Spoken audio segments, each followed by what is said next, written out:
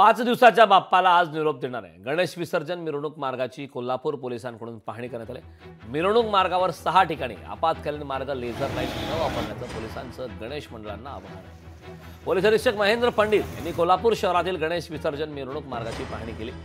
बिनखांबी गणेश मंदिर आणि महाद्वार चौक या मिक्सिंग पॉइंटला मंडळाचा प्रवेश होताच गर्दी आणि चेंगराचेंगरीचा प्रकार घडतात। हा प्रकार टाळण्यासाठी मिरवणूक मार्गावर 6 ठिकाणी आपत्कालीन मार्ग असतो। कोल्हापूर जिल्हा पोलीस दलातर्फे कोल्हापूर शहरातील जो विसर्जनाचा पारंपरिक मार्ग आहे त्याची पाहणी करण्यात आली।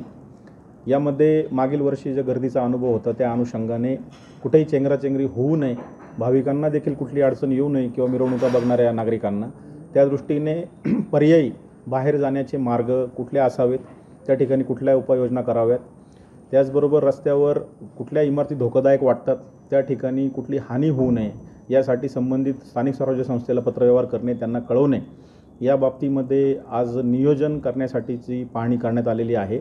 आणि येणाऱ्या आपल्या अनंत चतुर्दशीला जे महाद्वार रोडवर विसर्जनासाठी मिरवणुका निघतात त्यामध्ये मंडळांना त्याचबरोबर मिरवणूक बघण्यासाठी येणाऱ्या नागरिकांना कुठलाही त्रास होऊ नये याची दक्षता प्रशासनातर्फे घेतली जाते। लोकशाही मराठी ऐका, पहा, जागरूक रहा।